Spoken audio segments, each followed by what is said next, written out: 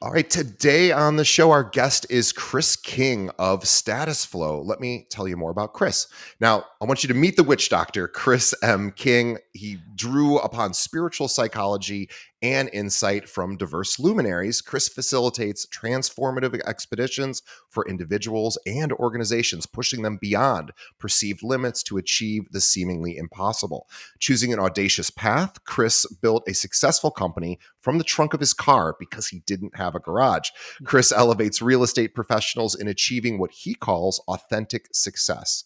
He has addressed real estate teams from ballrooms to boardrooms to living rooms, getting them to think differently and succeed in even the most challenging markets, including now. While it may seem like magic, Chris employs science-based tools to align teams with seemingly impossible goals. When teams need more than tools and strategies from just another real estate trainer or coach, they call Chris. I want everybody to do two things. First, I want you to subscribe to Chris's podcast called Mindfuck. It's available anywhere podcasts are served. We'll have a link to that in our show notes. And also visit his website, because at the end of this, you are likely going to want to reach out to him for some coaching opportunities. That website is statusflow.net. There will be a link to that also in the show notes. Chris, welcome to the show. Thanks so much for having me. Good to see you. Good to see you. I love talking to coaches because, at the very least, obviously, it can help our listeners. Maybe you get unstuck. I think everyone in the real estate industry maybe is feeling a little bit stuck right now, and also it helps me get unstuck. So this is a great opportunity for me to get a little sort of coaching by osmosis. So I'm excited to talk to you about this. But how'd you get into coaching? I was going to say we can run a process right now if you want to, right? Maybe we will. All right. I got into coaching because I had an opportunity. A guy wanted to hire me to become a commercial real estate broker, and I said no to him, which was kind of a stupid move in the moment, or at least looked like one, because at that moment I was broke. I had no place to live. I was living out of my car, quite literally, and so. But I knew that while that direction could have provided me a really good life, there was something else just burning inside me that I could show up and serve in a bigger way, in a more authentic way, and I just had to kind of jump off the cliff and hope I could build the plane on the way down. Yeah. Well, how did you get started in coaching? How did you move from the car to, beyond that? Yeah, I mean, how that started was, I mean, I was good at it. That was the first thing. I had done a lot of work. I went to what I lovingly refer to as hippie school, right? I did an education in spiritual psychology, and so that provided me a lot of tools and groundwork. But even growing up, I was the guy that all my friends came to with all of their problems. I was sort of like the therapist in the group, and so this has sort of been a lifelong thing. My father's done a lot of mentoring in his life as well, and so I don't know, maybe there's an inherited trait there, but I I started because I knew I could do it. It was one of those, yes, I understand I have no proof and I still know I can do this. And so it ultimately was a choice. I You just bet on yourself. decided. Yeah, that of all the stupid bets I've ever made, the best ones turned out to be on me. You know? Is it, it's interesting. I think about that a lot myself because I've played some bets on myself, and I don't know that those bets have ever not paid off, quite honestly. I've made other bets in my life that weren't about me that I've lost, with friends and whatever. But certainly, I think there's something about intuition that maybe in our Western world we don't talk as much about as other places, but certainly there's some inherent wisdom within that I believe we can access through Mhm. various different channels, and a lot of times that wisdom can help guide us into our next action or our next career. Obviously, you had that within you as well. But I would like to tell us a little bit about how you approach coaching. Well, there's a difference between coaching and consulting, right? Consultants have answers. Coaches have questions because coaching is all about eliciting insight. To your point a moment ago, you have every answer to every question you're ever going to have, professional, personal, whatever. Everything you need is in there somewhere. Yeah. So, and this is true of everybody. And so if somebody says, I don't know what to do, what I hear is, I don't have access to my inner knowing. Yeah. So I don't have to figure out the answer. I don't have to look for the answer. It's already in there. What I got to figure out is what's the barrier that's stopping them? How do I remove that barrier?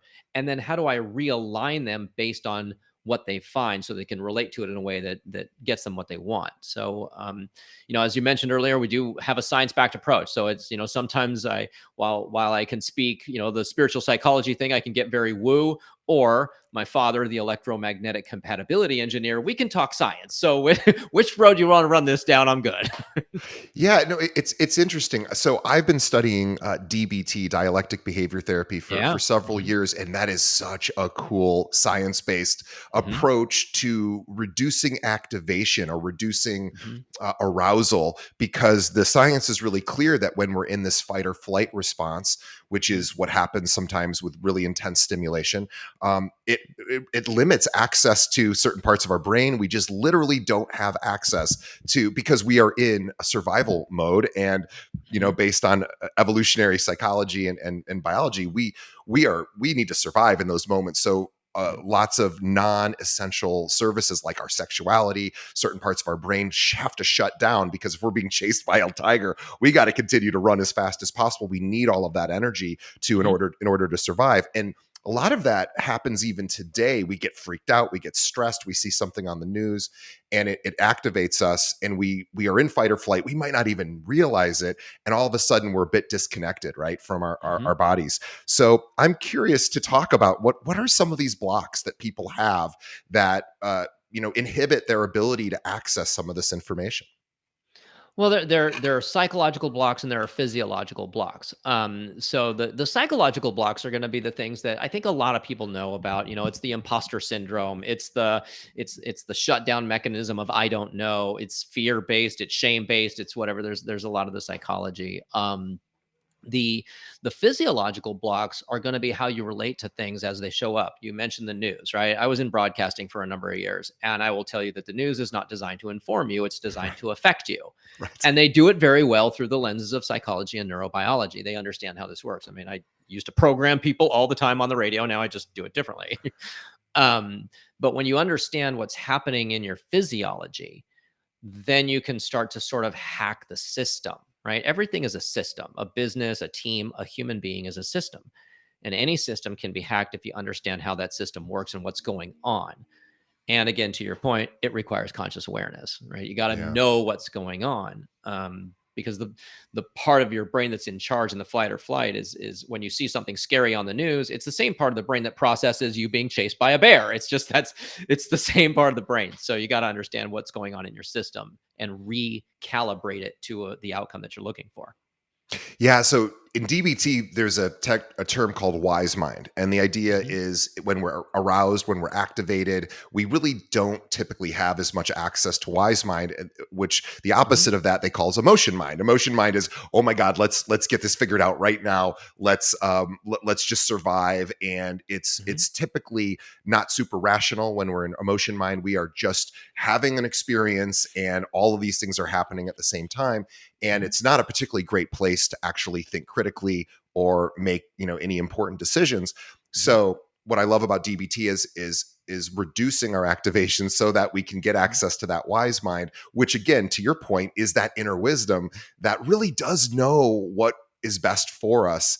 So let's talk about some of these blocks that uh, well, first of all, you've mentioned in the psychological blocks, imposter syndrome. I love Hmm. this one because I'm pretty confident that everybody's got this to a certain degree. It's a super common one.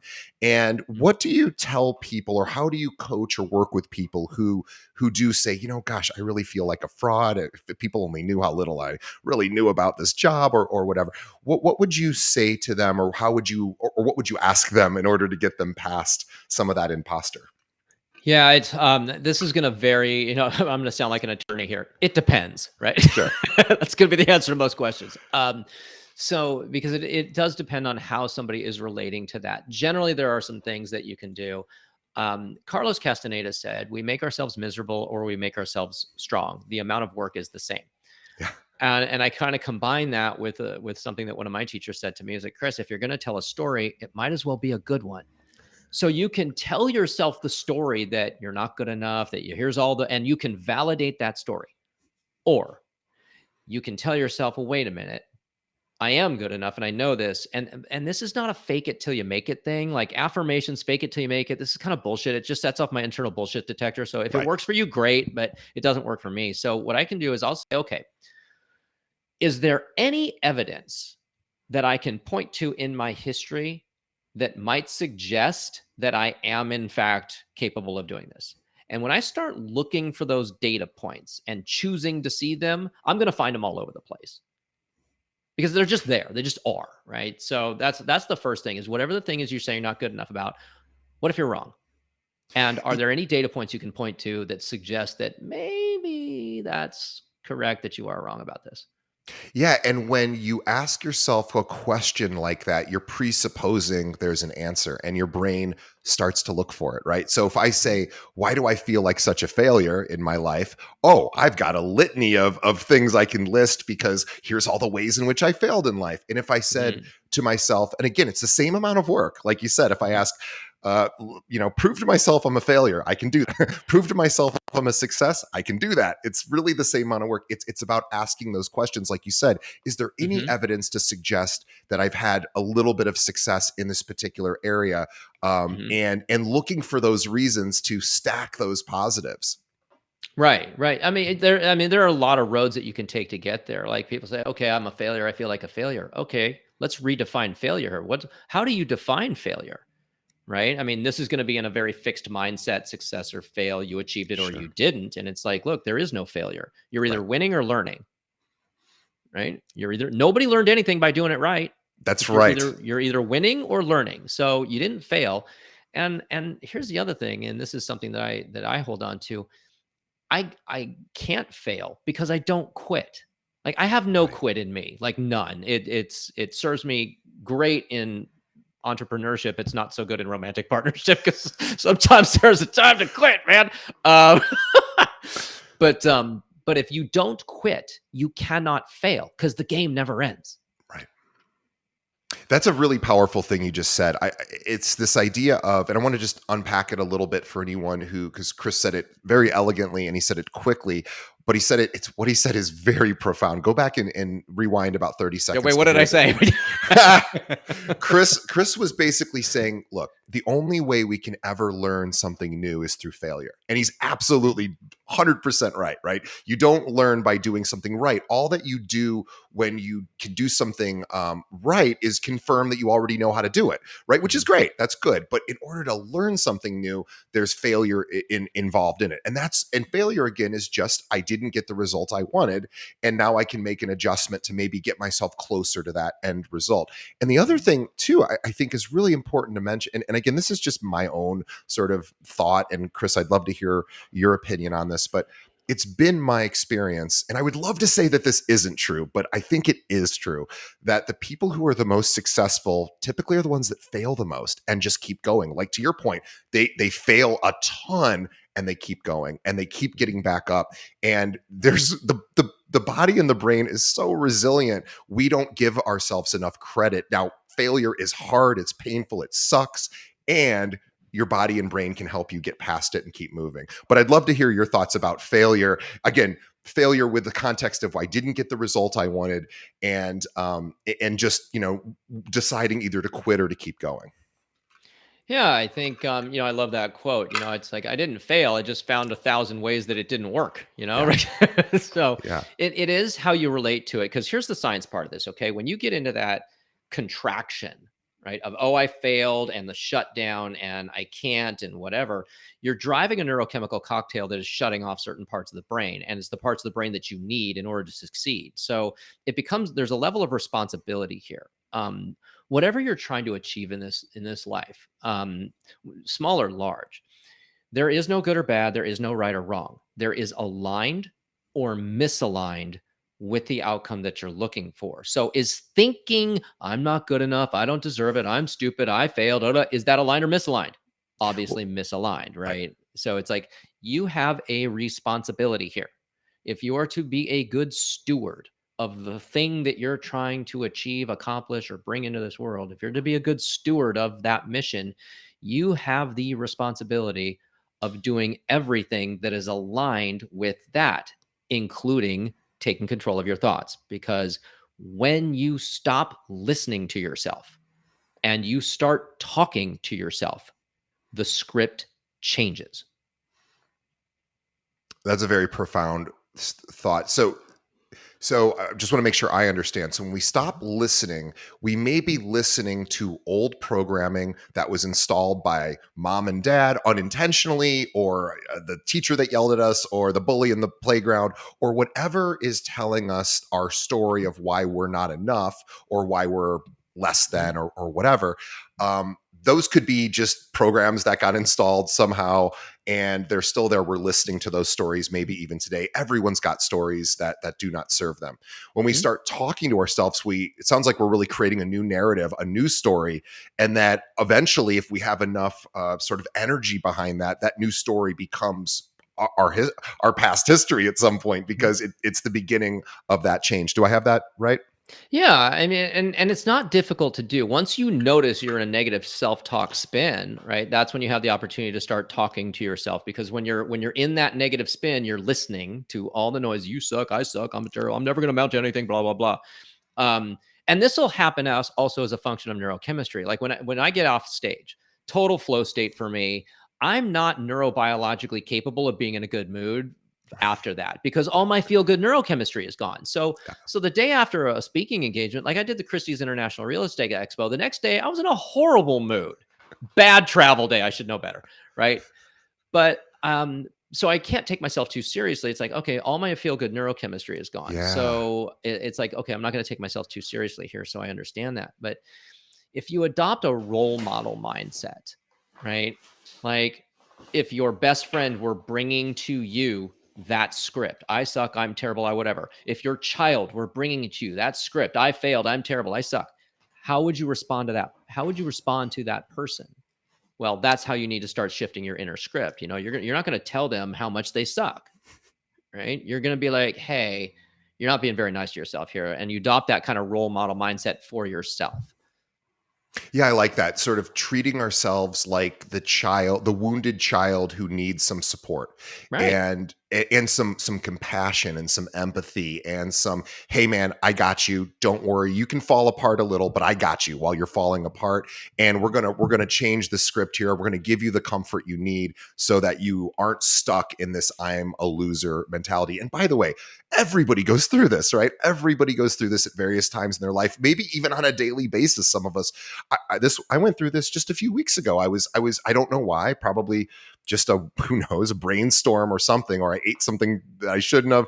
Anyway, I my neurochemistry got screwed up, and I started really thinking, God, I'm kind of a loser. Like, all of a sudden I was sitting in my condo and I started listing all the ways in which I'm a loser in my mind, and I felt worse and worse and worse. And thankfully I was like, wait a minute, I'm going to stop myself. I was able to catch it while I was doing it, and I said, all right, maybe that's true, maybe it isn't. But then I Mhm. started to reality test it. Am I actually a loser? And I thought about, do my friends think I'm a loser? No. Do my family think I'm a loser? No. Do my boss think I'm a loser? No.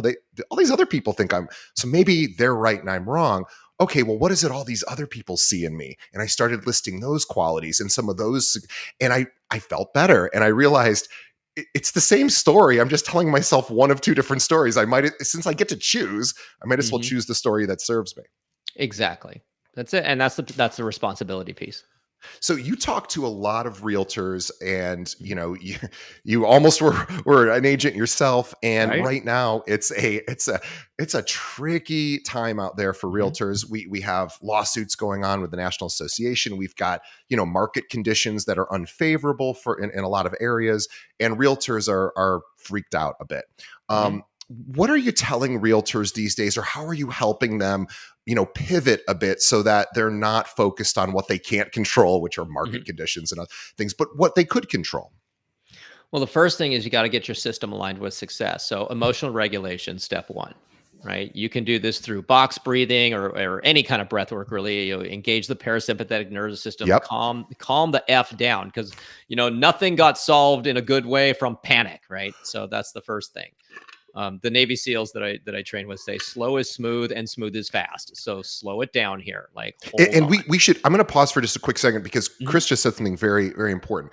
Look up box breathing. This is a Navy mhm, SEALs technique, and it's very easy. It could not be easier. Actually, it's probably the simplest of all the breathing sort of exercises. There's another great mhm, one that also activates the parasympathetic, as does box breathing, called 4-7-8, where you breathe mhm, in for 4, hold for 7, exhale for 8.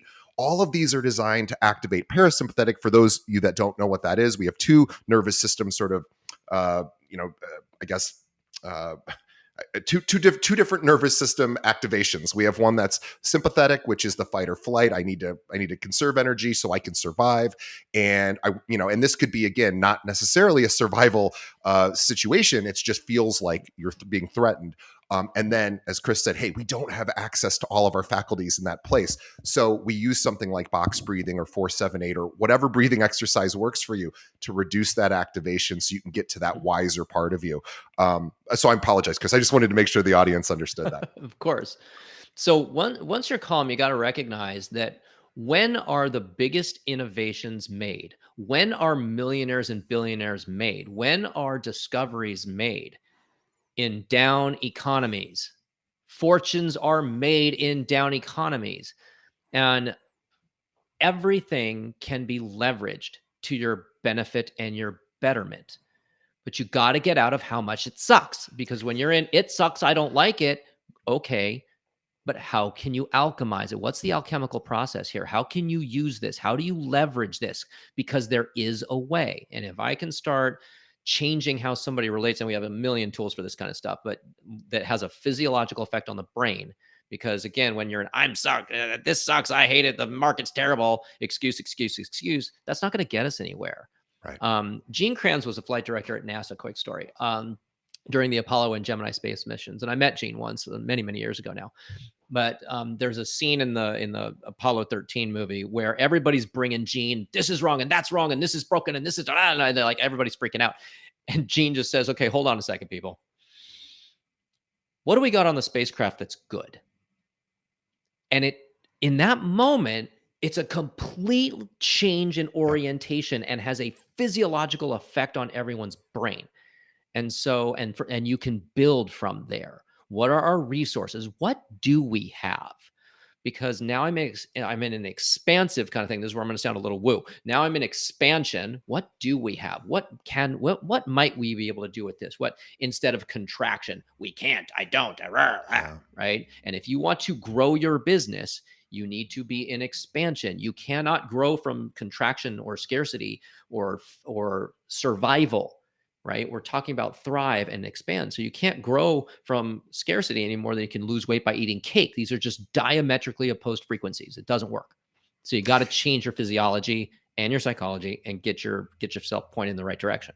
The changing your physiology is so critical. And we're not necessarily just saying, hey, get to the gym and lift some weights and get in shape. Yes, you should do that too. But Chris is saying something a bit more specific and faster, which is notice what your physiology is telling you. In other words, if depression has a syntax to it, if we depression has a posture, right? Depression Hmm. has and so does being happy has a physiological sort of uh, movement to it. Hmm. And so this idea of changing our physiology or asking a different question, like the NASA story you said, Hmm. it immediately changes everything because it totally takes our focus from what was to what could be.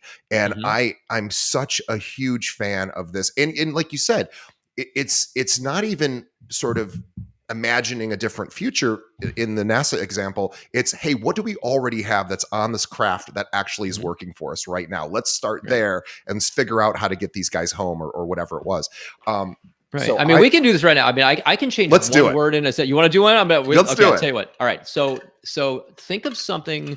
Now you're going to keep everything private. So all I'm Okay. going to ask you about is your experience. I'm not going to ask you any details. So think of something that you really want, that you have wanted for some time now, and there is an emotional charge around it. Maybe there's shame or sadness or anger or something about the not having it that has you charged.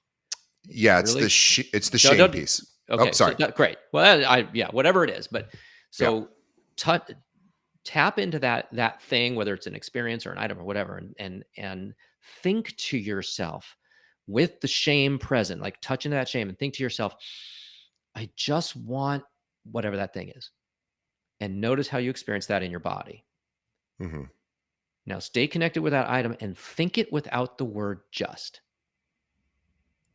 What do you notice as the difference in your experience?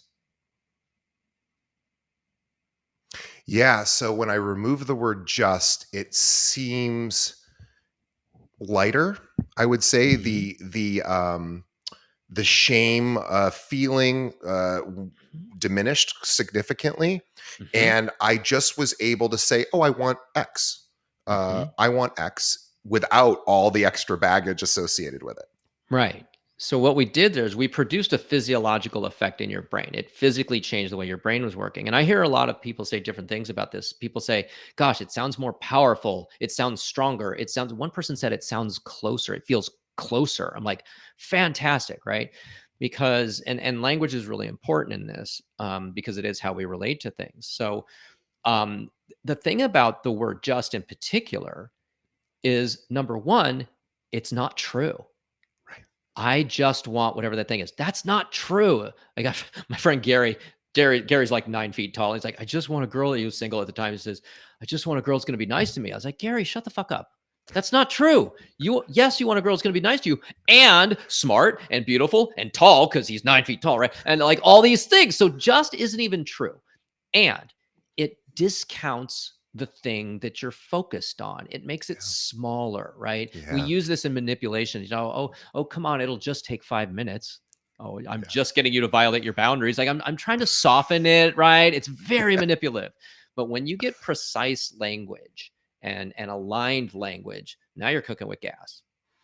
Just also presupposes that there's something wrong with me for even like I just want this one thing. It makes Right. it it makes it Hmm. way too important, and it makes it that you can't quite get it right. Instead of saying, like you said, switching that for I want X Right. is a, it's lighter. It makes me feel better, and I get more excited. And that again, that shame piece is largely gone. You know, maybe Hmm. it pokes its head in from time to time, but I'm able to see a brighter future thinking I want X versus, God, I just want X. There is a Right. huge difference in that response. And the just one kept me stuck. The removing Mhm. just allowed me to sort of see a future where that was possible. Right. And this, because it produces that effect in your brain, it creates a different feeling state. Basic neuroscience, feelings drive actions, actions produce result. I'll go into a team and the what I'm going to look for is I'm going to listen to the way they speak. So I'm going to get an idea of what the culture of the organization really is. Because we have a culture of teamwork. You have no idea what your culture is. Okay, I can hear it in your language. But the if I can remove the fear and the shame, those two things, I'm going to produce wildly different outcomes very quickly. Yeah, you're so right. Fear and shame are the two most, I believe, probably the most debilitating emotions because shame is there's something wrong with me, which is really hard to fix. That's a big thing to try to solve on one's own. You can really just ultimately remove it or expose it. You know, when you Mhm. talk to, I always love with shame too, just telling another human being who you trust and you know you have a deeper connection with, hey, this is what I'm ashamed of, and they go, oh, that's what you're ashamed of. You know, and you realize like, oh, your friends don't react the same way to the things that you think are so terrible, and then they Right. tell you their terrible things and you're like, that's no big deal either. And so there's different ways to extinguish shame, but I love just language a lot of times gets us there. And Yeah. I'm Yeah, such a big fan. shame in particular, and I love what Brené Brown says about this, the difference between guilt and shame. Says Yeah. guilt is I've done bad. Yeah. Shame is I am bad. And that's a wildly different thing. Wildly different and wildly debilitating to say I am, Yes. because you can't fix if you think of yourself as broken. Well, there you are, and and there's no really easy way to come back from broken. When you start to see yourself as somebody who experiences challenges and is finds ways to overcome, well, Mhm. that's just a really change in story. It's a change in sentence structure, and it seems to not be as debilitating. So, boy, I'm so glad we're talking about this. Let's talk about this idea of creating innovative solutions. So yes, we're in a more difficult market, and I know that you're not going to be able to say, well, here's what every Mhm. real estate agent needs to do in their business right Yeah. today to pivot, because of course that's not what you do. You help people find that within themselves. So I really want to encourage our audience to consider, working with Chris, because imagine if you had all of these answers inside of you, as Chris says, and all you have to do is eliminate the blocks to get there. But how does somebody access innovative solutions, or what does it take to get to a Mhm. place, as you said, fortunes are made in these disruptive times? Yeah, I mean, I'm all about tools. Like our while all of this can be very theoretical and scientifically accurate, you got to put this into play. So I'll give you one of my one of the tools that I use quite a bit, and it's a lot of fun. I call it Banana World. You can call it whatever you want, but it is the rules of the game are pretty simple. It is a world of the fantastic, the absurd, the ridiculous. And there really are no rules in, like, even the laws of gravity don't necessarily exist if you don't want them to. And you have a outcome that you're trying to achieve. And the game is to say one thing that you would never actually do. It's not a plausible solution.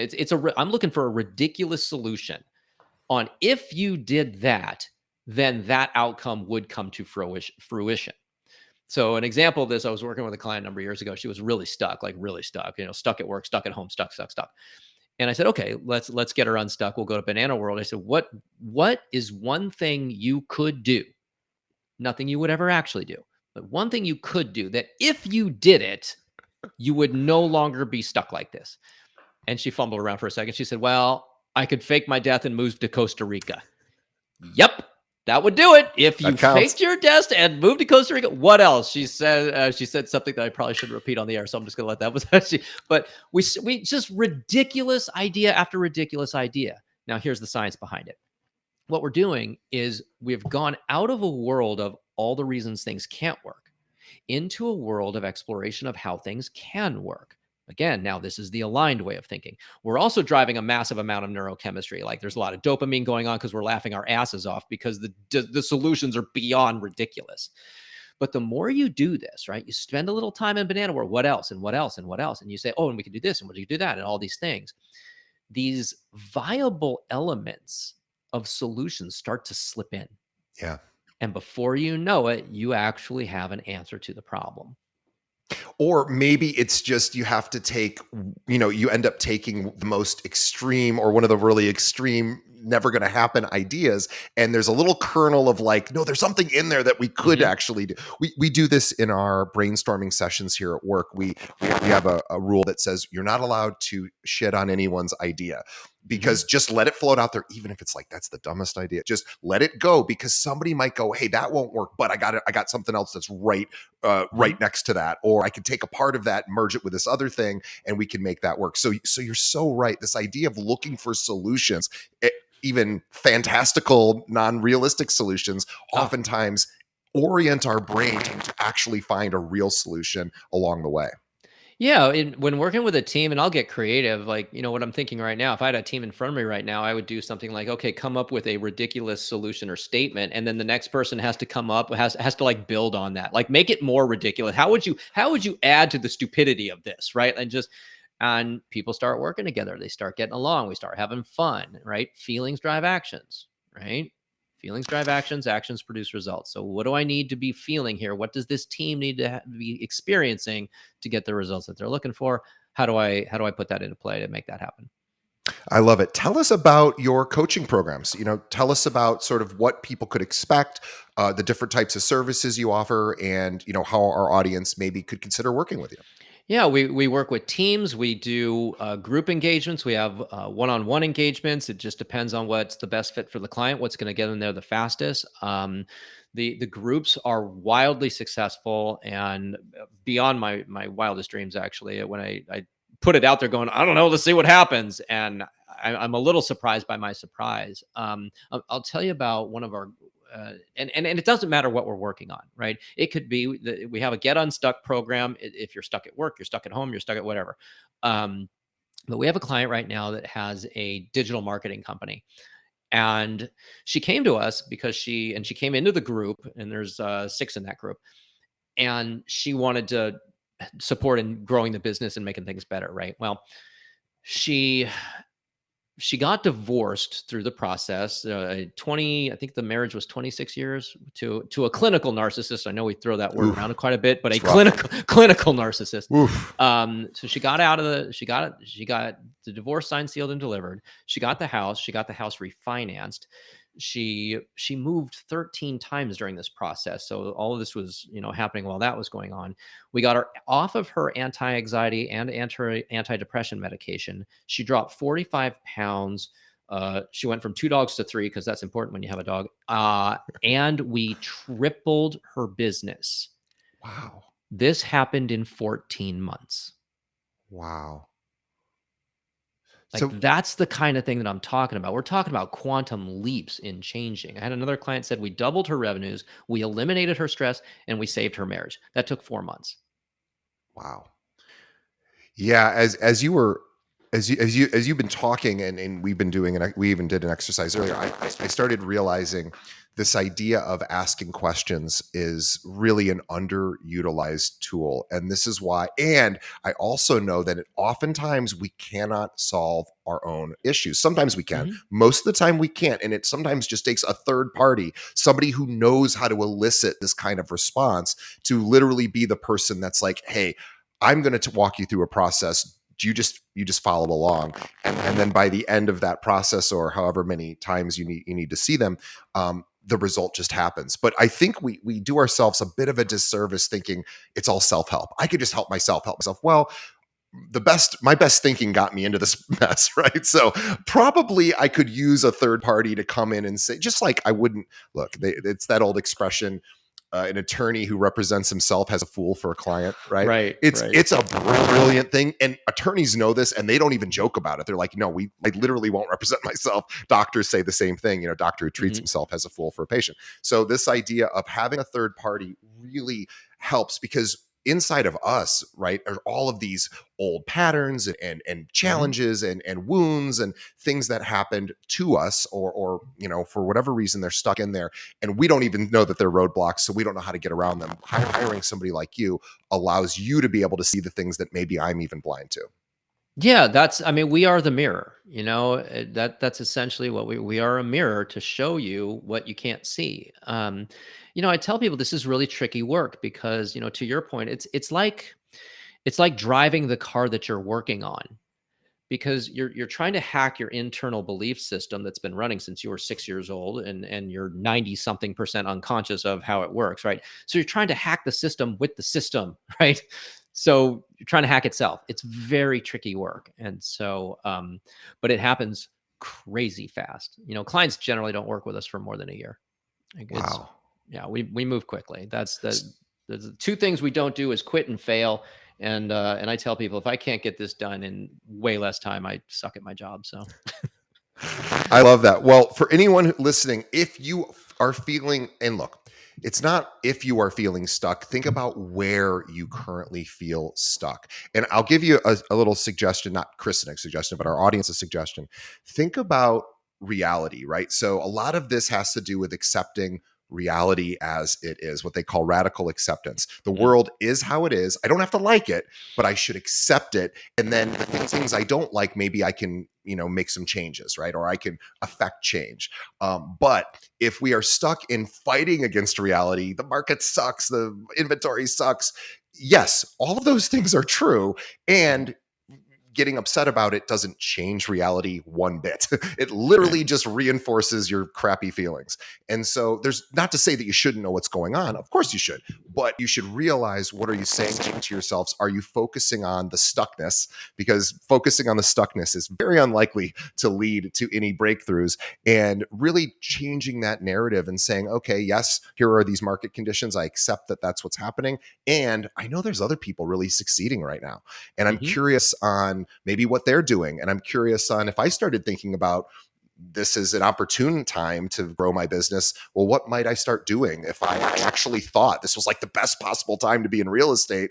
And maybe it is the best possible time to be in real estate. Think about that, everyone who's listening. Mhm. Maybe it's not so bad right now because we just feel that we're in the moment of what it feels like to not be in a great time. What if Chris is right?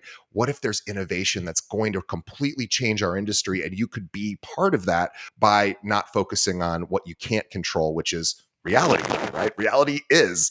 I'm really. I wanted to ask one last question to you, Chris, because I think Mhm. this is something. I want to get your perspective. You talk about, you know, all of in these down markets, in these sort of depressive times, that innovation disruption happens, people can make fortunes.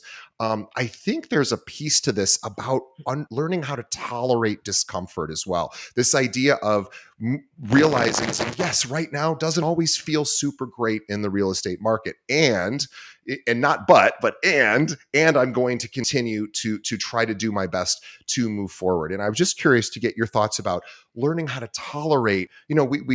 We're so lucky in this country because we have so much advantage. It's easy to be comfortable. It's easy to have things come our way. I mean, we can order dinner and have it arrive in 30 minutes, or really order anything and have it arrive in an hour. So this idea of we expect things to happen right away. We don't like discomfort, but I think the ability to tolerate discomfort builds resiliency. And so when these troubled times do happen, you're like, I know how to handle this. Like I can deal with this. So I just wanted to get your thoughts on tolerating discomfort. Yeah, tolerating discomfort. I mean, comfort in and of itself is a function of repetition. You can get real comfortable in a horrific situation and you can normalize it over time. It'll just change your baseline, right? So humans are just functionally programmable in that way. So the lack of tolerance is more about change, not so Mhm. much about how awful something is. So the I would say that the big opportunity, and I've said this before to clients many times, if you want bigger success, get bigger problems. Like, because struggle and progress are in relationship. You don't get progress without the struggle, right? The arrow doesn't fly if the bow doesn't flex and strain, right? So that's the opportunity. And as my friends in the military say, God love them, embrace the suck, right? It's like, yes, this sucks. Well, in order to get where we want, we need the suck. So yes, embrace the suck. Yeah, and again, radical acceptance. It's okay that this sucks. I can get through it. And if I need help to get through it, I will reach out for help to get through it. But this idea of reality just is military. It's all about reality. They can't live in fantasy, right? Everything is so important and critical. They have to embrace the suck because they're defending, or attacking or whatever they're doing to protect us. They have to be willing to put themselves in extremely uncomfortable situations. And you know what? It's so funny when these men and women who serve our country and other countries, of course, too, armies all over the world, when they leave service, I'm always like, most of these guys, again, there's trauma and there's things that they may have to deal with, but their resiliency is incredible because they already know what it's like to tolerate discomfort. They're like, oh, I just got to work hard. I already know how to do that. I was in Afghanistan, or I was in Iraq, or I was, whatever the discomforting situation was, or I saw people die, or whatever it may be. This idea of, like you said, get big. I love this, get bigger problems too. It's like you have to almost dream bigger and be willing to fail a little bit bigger as well. Mhm. And again, fail meaning just not getting the result that you want, but thinking like, well, Mhm. what happens if I were to go after this big giant thing? Well, maybe it wouldn't happen, but I'd sure learn a lot, and then I could adjust and maybe make additional changes for the future. But I have to be Mhm. willing to step into the fire a little bit from time to time and just tolerate and say, I'm going to survive. I can survive this.